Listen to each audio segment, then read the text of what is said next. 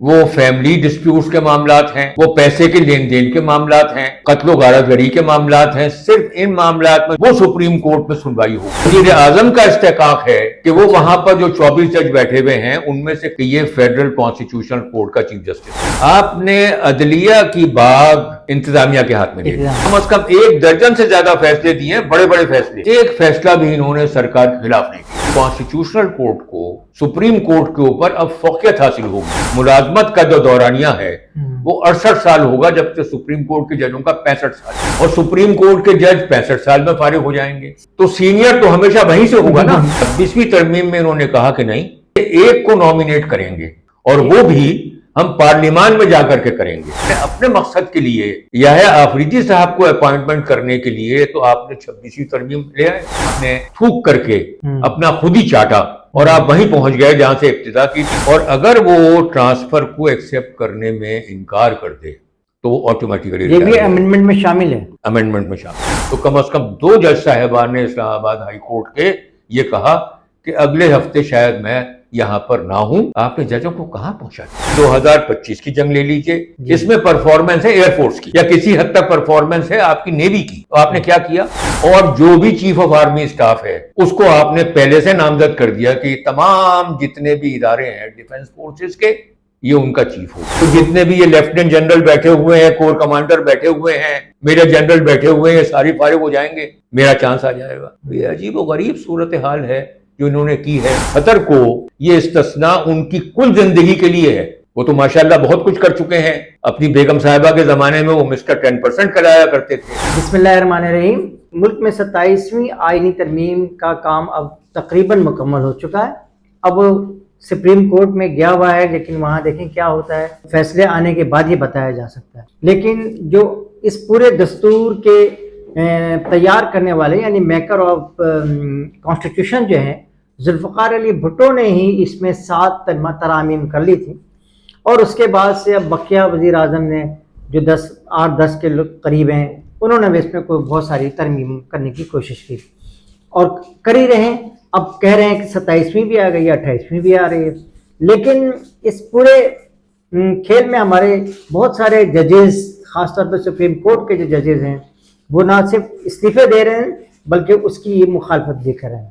General Pervez Musharraf نے بہت سارے جو سپریم کورٹ کے جو 13 ججز تھے اس وقت، ان 13 ججز میں سے تمام سے حلف لینے کی کوشش کی تھی، لیکن ان میں سے صرف جسٹس وجیہ الدین صاحب اور ایک جسٹس منصور صاحب اس وقت بھی تھے، ان دونوں نے اپنی مرضی سے حلف نہیں لیا تھا۔ باقی لوگوں نے کچھ نے کوشش کی اور کچھ نے کیا، لیکن وہ میرے خیال میں 7 ججز ایسے تھے۔ اس سلسلے میں آج ہم نے جسٹس وجیہ الدین صاحب کو اس دستور میں ترمیم، اس کی تحریم، اس کی بناوٹ اور اس کی سجاوٹ اور اس کے بگاڑ میں جو کچھ پیدا ہوا ہے، اس میں جسٹس وجیہ الدین معروف قانون دان اور سپریم کورٹ کے ریزائن دینے والے جسٹس میں سے ایک جسٹس ہیں۔ جسٹس وجیہ الدین صاحب اب آپ سے اس بارے میں گفتگو رکھیں گے۔ جی جسٹس صاحب۔ جی، جیسا کہ آپ نے کہا کہ پرویز مشرف کے زمانے میں جب پی سی او کا حلف لیا جا رہا تھا تو سپریم کورٹ میں 13 کل ججز تھے، ان میں سے 7 نے حلف لیا۔ وہ 6 لوگ جنہوں نے حلف نہیں لیا ان میں سے میں بھی ایک تھا۔ تھوڑا سا فرق یہ تھا کہ میں اس وقت سپریم کورٹ کا سب سے کم عمر یا ینگیسٹ جج تھا، اور نارمل کورس میں کیونکہ سینئر موسٹ جج چیف جسٹس ہوتا ہے تو لیجیٹیمیٹ ایکسپیکٹنسی یہ تھی کہ میں نے in due course chief justice بن جانا ہے۔ صحیح۔ صرف ایک اور مطلب آپ کے پاس اپورچونیٹی بہت زیادہ تھی۔ جی ہاں، صرف ایک اور ایگزامپل ایسی ہے، وہ ہے جسٹس دوراب پٹیل کی۔ صحیح۔ اگر تو وہ پی سی او کا حلف 1981 میں لے لیتے تو وہ انوار الحق کے بعد پاکستان کی چیف جسٹس ہوتے۔ ان میں اور مجھ میں ایک اور قدر مشترک ہے، اور وہ یہ ہے کہ جسٹس دوراب پٹیل صاحب جو ان کا ابتدائی انٹرنشپ پیریڈ تھا، وہ میرے والد صاحب کے جونیئر رہے، میرے والد صاحب جسٹس وحید الدین اس وقت وکالت کیا کرتے تھے، وہ جونیئر رہے، اور پھر 1968 میں جب جسٹس وحید الدین صاحب اس وقت کے مغربی پاکستان ہائی کورٹ کے چیف جسٹس ہوئے تو دوراب پٹیل صاحب کو انہوں نے ہی ہائی کورٹ کا جج نامینیٹ کیا تھا، اور وہ ہائی کورٹ کے جج ہوئے تھے۔ علاوہ اس کے مشرقی پاکستان میں، مغربی پاکستان مغربی پاکستان میں اس وقت مشرقی اور مغربی پاکستان کے الگ الگ دو صوبے تھے۔ جی جی، مغربی پاکستان وہی تھا جو اس وقت کا پاکستان ہے۔ اس وقت کا پاکستان ہے۔ جب جسٹس دوراب پٹیل صاحب نے حلف نہیں لیا 1981 میں، تو اس کے بعد کے جو تقریباً 3-4 چیف جسٹس ہوئے وہ سارے ہی جسٹس وحید الدین صاحب کے نامینیز تھے۔ اچھا، اس میں جسٹس محمد حلیم فوراً چیف جسٹس ہو گئے، جی جی، اس کے بعد جسٹس افضل اللہ، ہوں، جسٹس ڈاکٹر نسیم حسن شاہ، یہ سارے جسٹس وحید الدین صاحب کے نامینیز تھے ہائی کورٹ میں جب وہ ابتداً اپوائنٹ ہوئے۔ اور اس کے علاوہ جسٹس سجاد علی شاہ جی جی، جو نسیم حسن شاہ کے بعد چیف جسٹس ہوئے، ان کو بھی جسٹس وحید الدین نے ڈائریکٹلی ڈسٹرکٹ اینڈ سیشن جج اپوائنٹ کرایا تھا، جو الٹیمیٹلی وہ پاکستان کے چیف جسٹس ہوئے۔ تو یہاں پر لوگوں کو پتہ نہیں ہے کہ کون کون سے لوگ ایسے ہیں عدلیہ میں یا دیگر اداروں میں جنہوں نے بڑے بڑے کام کیے ہیں۔ تو میرے والد صاحب جسٹس وحید الدین احمد صاحب، انہوں نے بڑے بڑے کام کیے، جیسا کہ آپ کو پتہ ہے کہ بھٹو کیس میں جو پھانسی کی سزا کا مسئلہ ہے اس میں یونانیمٹی نہیں تھی، جی جی، اس میں اور جسٹس وحید الدین صاحب پھانسی دینے کے حق میں نہیں تھے، اور انہوں نے کیونکہ اپنی بات کے اوپر قائم تھے تو وہاں پر ایک میٹنگ ہوئی جج صاحبان کے درمیان میں، وہاں کوئی انوار الحق صاحب نے کوئی نازیبہ بات کہی تو جسٹس حلیم صاحب نے مجھے بتایا کہ وہی صاحب نے وہ بات سن کر کے ان کا چہرہ سرخ ہو گیا، لیکن انہوں نے کوئی جواب نہیں دیا۔ اسی شام کو انہیں مائلڈ سا اسٹروک ہوا، اور الٹیمیٹلی وہ مزید کارروائی سپریم کورٹ کی جو تھی بھٹو کیس میں اس میں حصہ نہیں لے سکے۔ یعنی اس قدر وہ مضبوط ذہن کے انسان تھے کہ ہائپر ٹینشن ہونے کے باوجود اپنے خیالات اور اپنے ارادوں میں مضبوط تھے، اور نہ صرف یہ بلکہ انہوں نے جو پیچھے لیگیسی چھوڑی اور جن لوگوں نے انہیں فالو کیا انہوں نے بھی اصولوں کے اوپر سمجھوتے نہیں کیے۔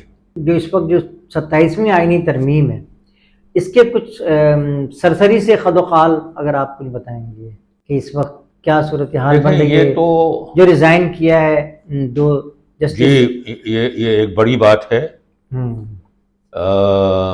جسٹس منصور علی شاہ اور اطہر من اللہ، انہوں نے دیکھیے یہ بظاہر تو معلوم ہوتا ہے کہ اس طرح کا استعفیٰ دینا یا اس طرح کا حلف نہیں لینا یہ کوئی بڑی بات نہیں ہے، یہ بہت بڑی بات ہے۔ اس کی وجہ یہ ہے کہ آپ کے پیچھے آپ کا ایک پورا کیریئر ہوتا ہے اور آپ کے سامنے آپ کا ایک پورا مستقبل ہوتا ہے، تو آپ اصولوں کی بنیاد کے اوپر اگر یہ فیصلہ کریں کہ میں نے اپنے عہدے کے اوپر قائم نہیں رہنا، میں نے اپنی ذمہ داریوں سے سبکدوش ہو جانا ہے، اور آگے جہاں تک کہ مستقبل کا تعلق ہے تو عمر کے جس حصے میں آپ ہوتے ہیں تو مستقبل تو تقریباً ہوتا ہی نہیں۔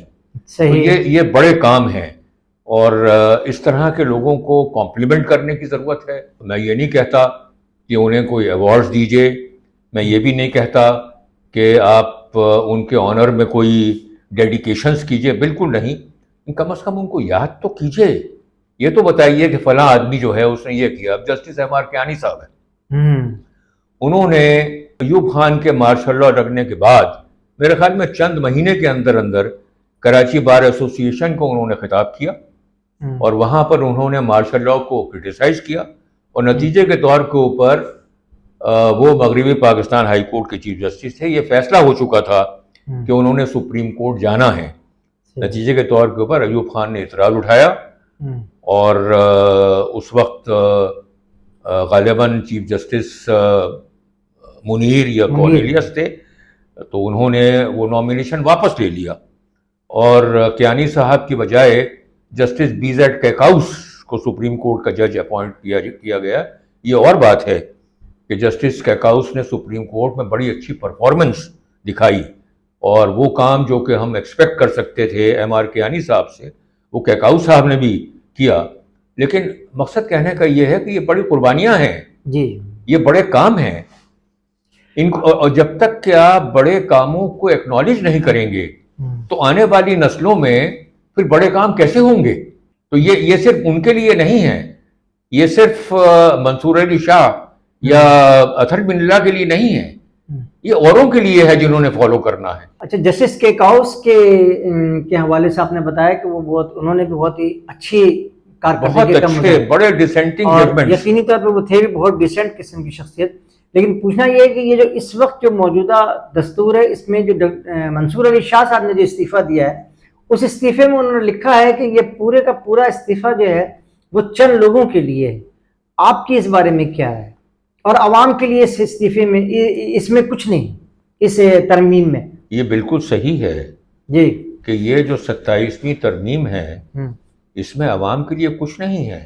یہ تو چند لوگوں کے لیے ہے, چند افراد کے لیے. اب میں آپ کو, جیسے آپ نے فرمایا کہ 27ویں ترمیم کے کچھ خد و خال آپ کے سامنے رکھنا چاہوں گا.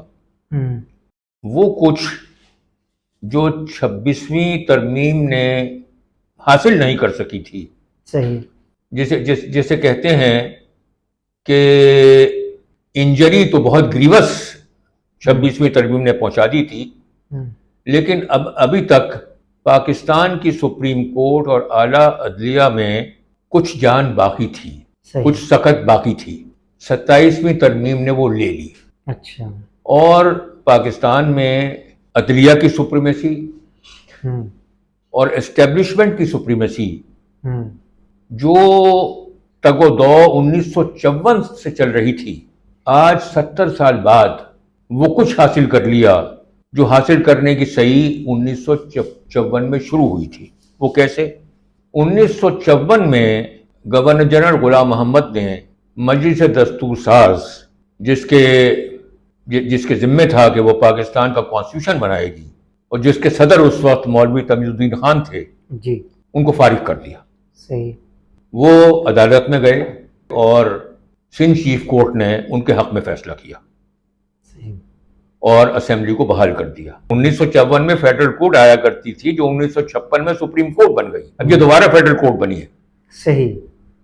فیڈرل کورٹ نے اس فیصلے کو اپسیٹ کر دیا, اور وجہ اس کی صرف ایک تھی کہ فیڈرل کورٹ نے یہ کہا کہ گورنمنٹ آف انڈیا ایکٹ میں جو ترمیم ہوئی ہے, جس کے ذریعے سے ہائی کورٹوں کو ریٹ ایشو کرنے کا استحقاق دیا گیا ہے, صحیح, وہ ترمیم غلط تھی.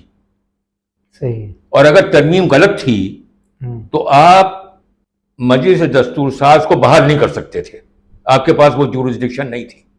اب کیا ہوا ہے؟ اب یہ ہوا ہے کہ وہ جورسڈکشن, ریٹ کی جورسڈکشن جو آج کل آرٹیکل 199 کی مرہون منت ہے, جی, وہ آپ نے لے لی. 26ویں ترمیم کے ذریعے سے آپ نے یہ کہا کہ ہر کوئی معاملہ جو کہ آرٹیکل 199 کا ہے, اور آرٹیکل 199 آئین کا وہ آرٹیکل ہے, وہ واحد آرٹیکل ہے کہ جس کے ذریعے سے انتظامیہ ہو یا اسٹیبلشمنٹ ہو یا دوسرے سرکاری ادارے ہوں, ان کی بہرہ روی کو اگر قابو کرنے کے لیے کوئی پروویژن ہے اور ہائی کورٹ کو پاورز ہیں ریٹ جاری کرنے کی, تو آرٹیکل 199. تو 26ویں ترمیم میں انہوں نے یہ کہا کہ اب آرٹیکل 199 میں ریٹ جاری کرنے کا استحقاق ہم ہائی کورٹوں میں ایک علیحدہ بینچ قائم کریں گے, صحیح, سپریم کورٹ میں ایک علیحدہ بینچ قائم کریں گے, اور یہ صرف انہی کو جورسڈکشن رہے گی کہ وہ ریٹ جاری کریں. نتیجہ اس کا کیا ہوا کہ انہوں نے اپنے پسندیدہ جج ہائی کورٹس کی ان بینچوں میں بھی لگا دیے, اور سپریم کورٹ کی بھی جو کانسٹیٹیوشنل بینچ تھی وہاں پر بھی لگا دیا. صحیح. اس سے ان کو اطمینان نہیں ہوا, تو انہوں نے پھر یہ 27ویں ترمیم کے ذریعے سے یہ کیا کہ انہوں نے کہا کہ ہائی کورٹس کی جو कॉन्स्टिट्यूशनल बेंचेज हैं वो तो अपनी जगह रहेंगी, लेकिन सुप्रीम कोर्ट का जो इस्तेकाक है रिट जारी करने का वो अब सुप्रीम कोर्ट में नहीं रहेगा। अच्छा, यानी उसके सुप्रीम लिए- कोर्ट ऑफ पाकिस्तान नहीं रहेगी। सुप्रीम कोर्ट ऑफ पाकिस्तान को सिर्फ इतना इस्तेकाक रहेगा जी कि वो किराएदारी के मामलात हैं, वो फैमिली डिस्प्यूट्स के मामलात हैं, अच्छा वो पैसे के लेन देन के मामलात हैं, हम्म, वो कत्लो गारतगरी के मामलात हैं। सिर्फ इन मामलात में जो अपीलें जाएंगी हाई कोर्ट से वो सुप्रीम कोर्ट में सुनवाई होगी। सही लेकिन वो अपीलें जो आर्टिकल 199 के मातहत कॉन्स्टिट्यूशनल बेंचेस जो फैसले सादिर करेंगी उसकी अपील सुप्रीम कोर्ट में नहीं जाएगी, बल्कि वो अपीलें जो ये नई कोर्ट है फेडरल कॉन्स्टिट्यूशनल कोर्ट उसमें जाएगी। तो नतीजे के तौर के ऊपर आपने एक अलग अदालत बना दी अपनी, सही और वहां पर मजा ये है जी जी कि वहां का चीफ जस्टिस आपने सुप्रीम कोर्ट से लेना है, सही और किसको लेना है हम्म, वो सुप्रीम कोर्ट के चीफ जस्टिस की रिकमेंडेशन में नहीं लेना, सही वो आपने पसंद वजीर आजम का इस्तेकाक है सही कि वो वहां पर जो 24 जज बैठे हुए हैं उनमें से किसको नॉमिनेट करता है कि ये फेडरल कॉन्स्टिट्यूशनल कोर्ट का चीफ जस्टिस होगा। उन्होंने कर दिया, और फिर प्राइम मिनिस्टर का ही ये इस्तेकाक है हम्म, कि वो बकिया जो 6 जज हैं जो इस वक्त के अपॉइंट होने हैं उनकी रिकमेंडेशन प्रेसिडेंट को करे। ये जरूर है कि उसका अपना मुतय्यन करदा जो चीफ जस्टिस है वो उससे मशावरत करेगा, लेकिन वो नॉमिनेशन जो है वो प्राइम मिनिस्टर करेगा। तो लिहाजा आपने क्या किया, आपने अदलिया की बाग, अदलिया की रेंज इंतजामिया के हाथ में दे दी, इंतजामिया क्या है और फिर जिस तरह का आप चाहेंगे आप फैसला देंगे। जब से ये कॉन्स्टिट्यूशनल बेंच कायम हुई है 26वीं तरमीम के मातहत, जी जी इन्होंने कम से कम 1 दर्जन से ज्यादा फैसले दिए हैं, बड़े बड़े फैसले सरकार के मामलात में। एक फैसला भी इन्होंने सरकार के खिलाफ नहीं दिया, अच्छा और यही कुछ आप तवक्को कर सकते हैं इस कॉन्स्टिट्यूशनल कोर्ट से। यानी ये एसोसिएशन बन गई, जैसे मुख्तलिफ एसोसिएशन सिर्फ अपना ही मफाद उसी नौयत से। और दूसरी बात जो है वो ये है कि इस कोर्ट को, कॉन्स्टिट्यूशनल कोर्ट को, सुप्रीम कोर्ट के ऊपर अब फौकियत हासिल होगी। अच्छा उसकी वजह यह है कि इसके जज कहां से अपॉइंट होंगे, या तो सुप्रीम कोर्ट से होंगे हम्म, या हाई कोर्ट से होंगे, हम्म, और इस कोर्ट के जजों की जो टेन्योर है, हम्म, मुलाजमत का जो दौरानिया है हम्म, वो 68 साल होगा, जबकि सुप्रीम कोर्ट के जजों का 65 साल है। अच्छा और फिर उसके अलावा गुड इस वक्त तो चीफ जस्टिस ऑफ पाकिस्तान यही कहलाएंगे जो मौजूदा हैं, जी जी याह्या आफरीदी साहब, लेकिन इनकी रिटायरमेंट के बाद में जो गालिबन 2 साल बाकी होंगे, हम्म, जो फेडरल कॉन्स्टिट्यूशनल कोर्ट और सुप्रीम कोर्ट में सीनियर तरीन जज होगा हम्म, उसको चीफ जस्टिस अपॉइंट किया जाएगा। अब सुप्रीम कोर्ट में तो कोई जज इन दोनों अदालतों में सीनियर तरीन हो ही नहीं सकता। उसकी वजह यह है कि फेडरल कॉन्स्टिट्यूशनल कोर्ट के जज तो 68 साल तक जाएंगे 68 साल तक और सुप्रीम कोर्ट के जज 65 साल में फारिग हो जाएंगे। सही तो सीनियर तो हमेशा वहीं से होगा ना, वहीं से होगा यहां से कैसे होगा। हम्म, अच्छा, उसके अलावा हम्म, इन्होंने 26वीं तरमीम में यह किया कि इन्होंने ये कहा कि इससे पहले तो सुप्रीम कोर्ट का जो सीनियर मोस्ट चीफ जस्टिस है, ये हमारे यहाँ एक फैसला हुआ था जजेस केस जी 1900 गालिबन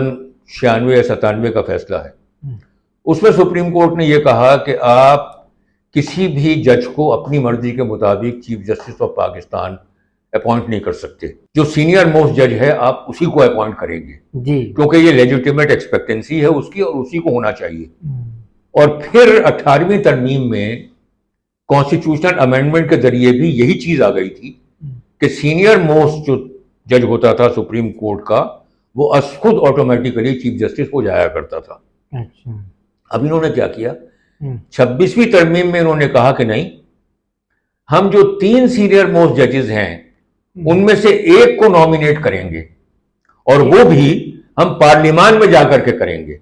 और वहां पर जैसा कि तवक्को थी कि जो सीनियर मोस्ट 2 जजेस थे मंसूर अली शाह और मुनीब अख्तर, इनको बाईपास करके और याह्या आफरीदी जो नंबर 3 जज थे उनको अपॉइंट किया गया। सही अब क्या किया इन्होंने, हम्म, अब इन्होंने ये कहा کہ اب جو چیف جسٹس آف پاکستان کی اپوائنٹمنٹ ہوگی، صحیح، خواہ وہ فیڈرل کانسٹیٹیوشنل کورٹ کا جج ہو یا وہ سپریم کورٹ میں ہو، وہ سینیورٹی کی بنیاد پہ ہوگی. تو اس کا مطلب یہ ہے کہ آپ نے اپنے مقصد کے لیے یحییٰ آفریدی صاحب کو اپوائنٹمنٹ کرنے کے لیے تو آپ نے 26ویں ترمیم لے آئے، اور اب جب کہ تمام چیزیں آپ کے حساب سے سیٹ اپ ہو گئی ہیں تو آپ نے یہ کہا کہ یہ بندہ جس کو ہم نے اپوائنٹ کیا ہے یہ تو 2 سال تک چیف جسٹس رہے گا، اس کے بعد سینئر موسٹ ظاہر ہے فیڈرل کانسٹیٹیوشنل کورٹ سے ہوگا، پھر وہ ہوا کرے گا. تو مطلب یہ ہے کہ آپ نے تھوک کر کے اپنا خود ہی چاٹا اور آپ وہیں پہنچ گئے جہاں سے ابتدا کی تھی. فرق صرف اتنا ہے کہ اب کیونکہ آپ کے نامینیز وہاں بیٹھے ہوں گے فیڈرل کانسٹیٹیوشنل کورٹ میں، تو جو بھی سینیورٹی کی بنیاد پہ آئے گا وہ بھی آپ ہی کا بندہ ہوگا. اس کے علاوہ اور کیا کیا چیزیں ایسی ہیں جو اس کورٹ کو اور بہت ہی عدلیہ افسوسناک کی، یعنی ہاں جی اس پہ بہت ہی افسوسناک چیزیں ہیں.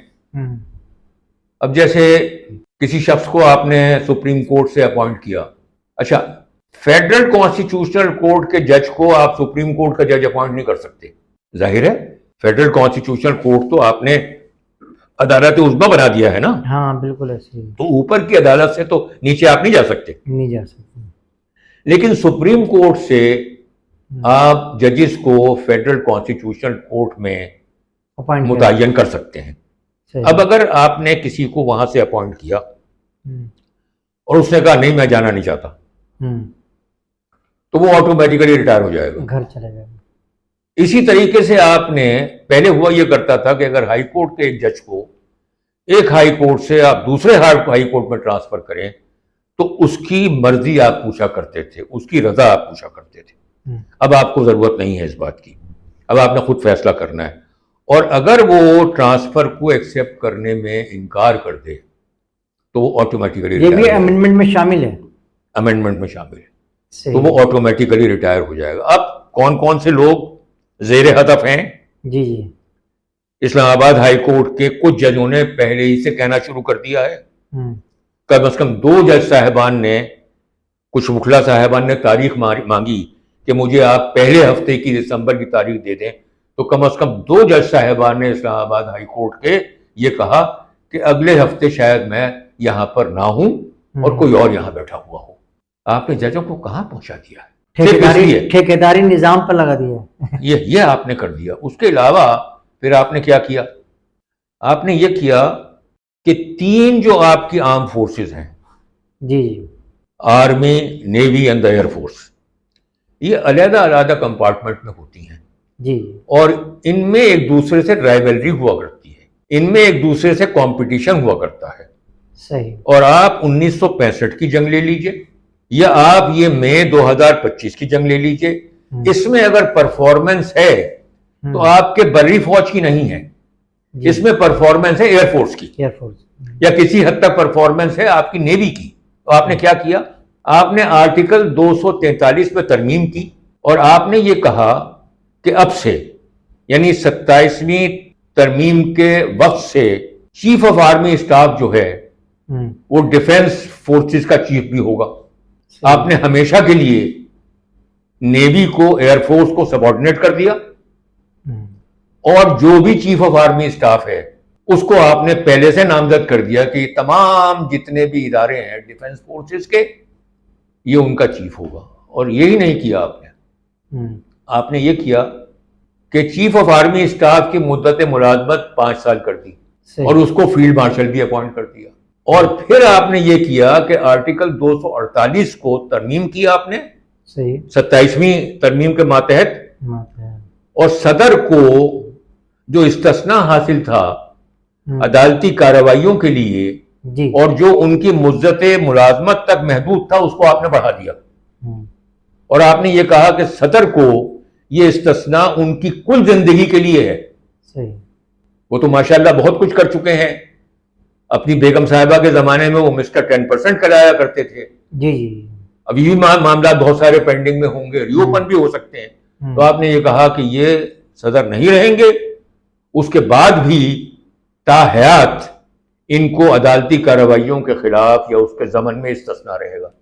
آپ نے 243 جو آپ نے امینڈ کیا आर्म फोर्सेस के बारे में आपने ये कहा कि वो शख्स जिसको हम फील्ड मार्शल अपॉइंट करते हैं, या वो शख्स जिसको एयर मार्शल अपॉइंट करते हैं, या वो शख्स जिसको हम एडमिरल अपॉइंट करते हैं, उन तीनों असहाब को जो सदर की मुद्दत इस्तिस्ना है हासिल होगी।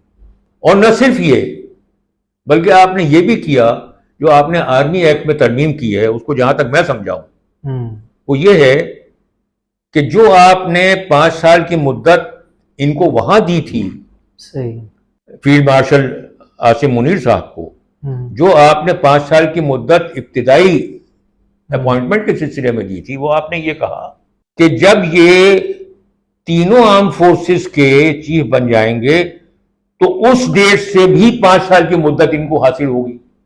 तो इसका मतलब ये है कि जो तकरीबन 3 साल गुजर चुके हैं 5 साल मजीद इनके अपॉइंटमेंट के, वो अब से वो शुरू हो जाएगा। तो बजाय इसके कि वो 5 साल की मुद्दत रहे, वो तकरीबन 8 साल की मुद्दत हो जाएगी। अब उसमें कितने जनरल आते हैं, कितने रिटायर होते हैं, इस वक्त बहुत सारे लोग ब्रिगेडियर के लेवल के ऊपर होंगे, वो देख रहे होंगे कि जब ये 8 साल गुजरेंगे तो जितने भी ये लेफ्टिनेंट जनरल बैठे हुए हैं, कोर कमांडर बैठे हुए हैं, मेजर जनरल बैठे हुए हैं, सारी फारिग हो जाएंगे, मेरा चांस आ जाएगा। ये अजीब और गरीब सूरत हाल है जो इन्होंने की है। और उसका तरीकाकार जो है वो क्या है? तरीकाकार ये है कि व्हाइट हाउस को खुश कर दिया, व्हाइट हाउस को खुश कर दिया, जो मकीन है व्हाइट हाउस का उसको नॉमिनेट कर दिया नोबेल प्राइज के बारे में, और उसके बारे में ये कहा कि जिस शख्स को नोबेल प्राइज दिया गया है वो गलत है, असल हकदार तो आप थे। तो जब इस किस्म की बातें होंगी और दर्राना ये बातें होंगी, तो किस किस्म की जमहूरियत है यहाँ पर? किस तरह का रूल ऑफ लॉ है? आप कहाँ लेकर के जा रहे हैं? तो मैं ये अर्ज कर रहा हूं कि वो काम जो 1954 में शुरू हुआ था और जो इख्तिताम पजीर नहीं हुआ था, और जिसके बाद बहुत सारे अप्स एंड डाउन्स आए, वो इन्होंने 2025 में 27वीं तरमीम ला के पूरा कर दिया। 1954 में जो खिचड़ी पकनी शुरू हुई थी उसको अब चूल्हे से उतार ली गई, उन्होंने उतार दिया और अब बिल्कुल कंप्लीट कर दिया गया। बस अभी आखिरी सवाल का ये जवाब दे दें कि आप क्या देखते हैं कि 27वीं तरमीम जो है वो आलमी किसी एजेंडे का भी हिस्सा है या उससे ये अलग है, या ये सिर्फ पाकिस्तान? मैं ये समझता हूं कि 26वीं तरमीम हो या 27वीं तरमीम हो, या परवेज मुशर्रफ की आमद हो, या ज़ियाउल हक की आमद हो, या याया खान की आमद हो, या अयूब खान की आमद हो, ये पाकिस्तान का एक्सक्लूसिव एजेंडा हो ही नहीं सकता। ये एक इंटरनेशनल एजेंडा है, उसी के मातहत ये काम होते हैं, होते रहेंगे, और उम्मीद ये करनी चाहिए कि अल्लाह करे आइंदा ना हो। बहुत बहुत शुक्रिया जस्टिस वजीहुद्दीन साहब, जो इंतहाई अहम मौजू पर और बहुत ही सैर हासिल इन्होंने गुफ्तगू रखी। काजी जावेद को इजाज़त दीजिए। अल्लाह हाफिज़।